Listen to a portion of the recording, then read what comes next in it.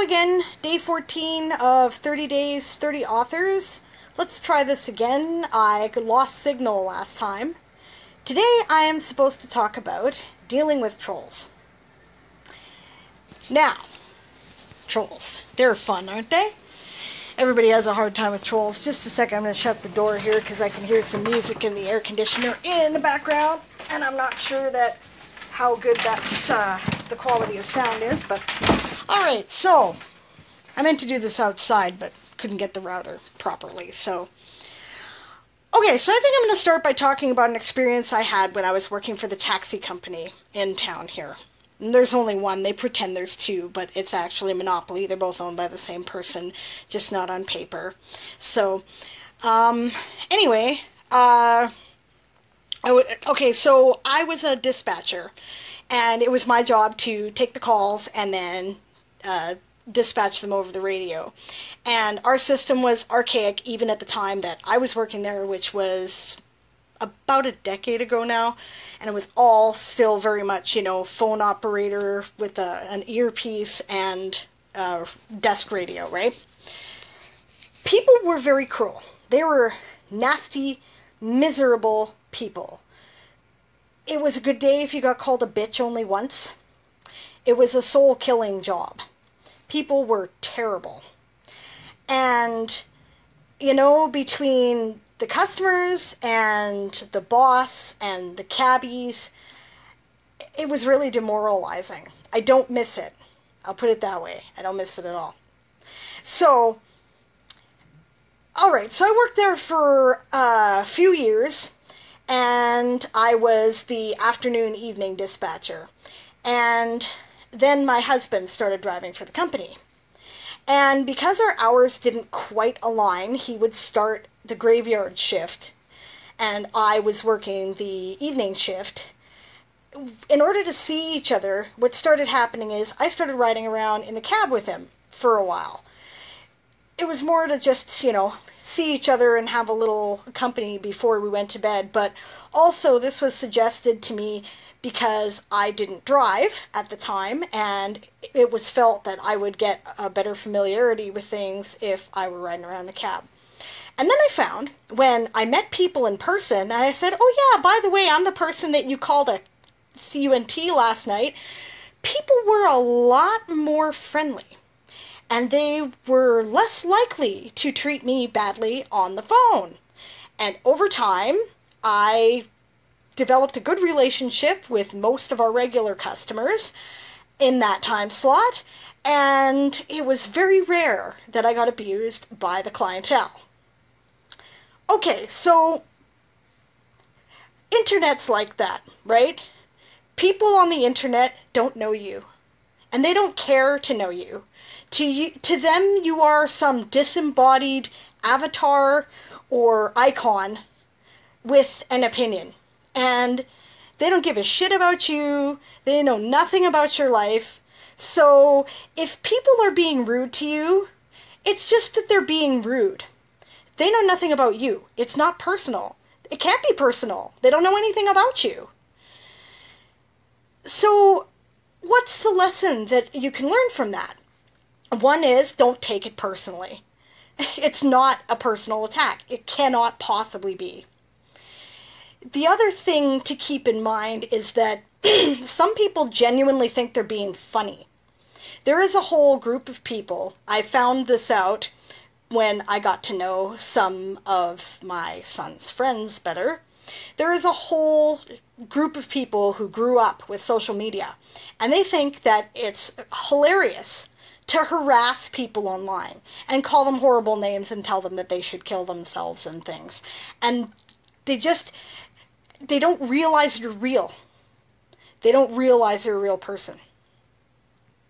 So, that being said, if you do find yourself engaged in a situation with a troll, and this isn't to say that I don't, because I do, I don't like bullies. And I was bullied a lot as a kid. So when I see people being bullies, I kind of view it as my personal goal in life to go after them, right? I will take you down. So if you start getting all abusive and bullying towards me online, I will take you down, right? And I'm good at it. And the reason why I'm good at it is because of the situation that I grew up in that I often found myself in a situation where I was having to stand up for myself against difficult odds. Things to keep in mind if you're going to engage a troll. One, never do it defensively. Don't dignify their ridiculous arguments with a response. They're just trying to get under your skin. It's not about you, right? They're trying to score brownie points to look good in front of whatever friends or cronies they have. They aren't really interested in what you have to say. So trying to engage them on that level is a waste of your time and theirs. Don't. Right? If you're going to engage them, go on the offensive. Be direct. Say, you're a very rude and ignorant individual. I think I might get in some trouble for saying this, and I'm sorry in advance, but I think that to a large extent, why the internet culture has come to this level of discourse in a lot of different social media platforms is because of the way in which debate is dealt with in American media. Because most of the major internet sites are American, people are used to debating in ways that you see on CNN. Now, on CNN, right, CBC would never allow this conversation.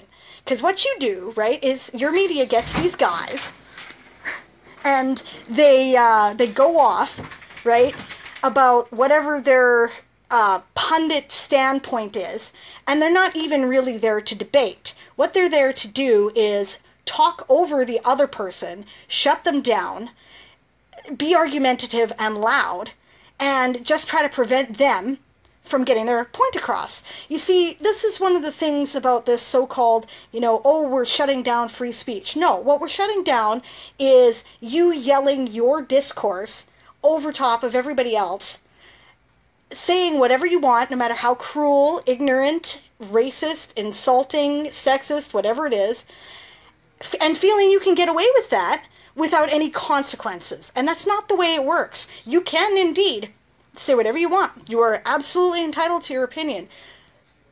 And we're not entitled to just take it if you're being abusive.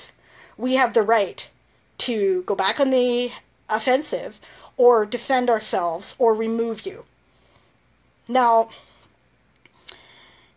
I guess this is one of those things for which Canadians have a reputation for being polite. We don't allow this in our general political discourse. It's beginning to seep more and more into our media, like everything that happens in the United States, but we try to resist it. So, I guess I have a very an unusual attitude about it in that respect. It's not unusual for a Canadian, but it is unusual in the online discourse. So if you're going to come to whatever it is that I'm talking about on my page or on my blog, and you're going to start in with libtard and cuck and all that nonsense, I don't even care what you have to say. I am not at all interested. I'm just going to block you. I'm going to block your IP, and I'm not going to bother, because that is not a debate. You're just there to be abusive. I don't have to tolerate you. I think that if more people took that attitude with the, listen, no, you've crossed the line here and I'm not tolerating it, it would stop. People need to just stand up for themselves and say very firmly, I'm not willing to tolerate this. There are all kinds of things you can do to deal with online harassment. Most social media systems have a system by which you can block them. Now, of course, Facebook and Twitter are useless for actually removing people. Don't expect them to do that, but report them anyway and then block them. That's what I do when it gets to be in that kind of level, right? If you are going to engage them, never do it defensively, always do it offensively. Attack their ideas, attack their position, don't defend yours. They're not interested in engaging you in a debate. They want to make you look bad. That's their goal, so don't let them, right? If you must, repeat your point with a broken record. That can be the nicest way to deal with it. Bernie Sanders is very good at that, right? I've noticed that in politics, right? You put him on any interview show, it doesn't matter what the format is, and what's he talking about? Income inequality, healthcare, college for everybody, right? And he just keeps bringing up those points, and he can keep bringing up those points regardless of what the circumstance is. It's an assertiveness technique. It's called the broken record, and it's effective. Don't let people derail the conversation from your original point. Other than that, don't waste your time with jerks. Just, block them, block their IP. There's all kinds of tools to do that on blogs and social media, and just don't even bother engaging with them. I'll tell you another experience I had, and this was a recent one.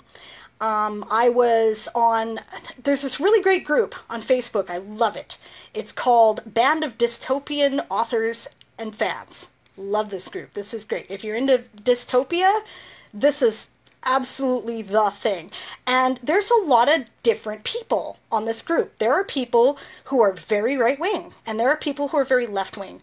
And I guess that's pretty common because people who are interested in survival and looking at the potential dark future of humanity tend to fall on either one of those extremes in a lot of cases, right?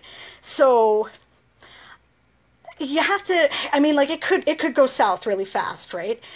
Now, I was doing an author takeover in that event, and I said, hey, here's a poll. How do you think the world's going to end? And somebody made a veiled Trump reference. And there was one guy who immediately hashtagged Trump in his comment, and within minutes, there were a dozen Trump trollers crapping all over everybody else and going off about libtards and whatever. And I don't even think they were members of the group, half of them. Right? So I deleted the comment and the whole poll, and I just didn't even, right? But I also posted a post where I said, it's really too bad some people just can't have fun and play nice with other people. And I got no response. Now, this is interesting because I've been on social media for a long time. I was doing social media when it was all Yahoo groups, right? Back in the 90s. And normally when you put up something like that, it's kind of like waving a flag saying, come get me, right? And nobody responded to it. Now, I don't know if that was just because people didn't want to engage, maybe. But I think a lot of what happens nowadays, when people are being especially crazy and aggressive, it's not really real people who care about that. These are paid shills who work for, I don't know, some organization or another. I understand Russia's in the business of doing a lot of that these days. I understand corporations do it. I understand various lobby groups do it and political groups do it, right? Where they pay people to send out bots, right? Look for these conversations on social media and then just attack it in an attempt to divide and conquer. So that comes back to don't bother engaging with people who are just being ignorant for the sake of being ignorant, and don't take it personally. It's really not about you. It's probably about trying to spread propaganda. It isn't even about politics. It's about trying to pollute the airwaves with garbage so that people will not talk to each other. Most people, if they meet you face to face and they get to know you, are far less likely to be confrontational and ignorant. People only do that when they feel safe to do so under the cover of anonymity and when they feel that you're not really real. So that's my take on trolls. I see I've gathered a small audience in the meantime, and I hope that some of what I've had to say has been valuable. And thank you for joining me tonight, and I will see you guys again tomorrow. Bye.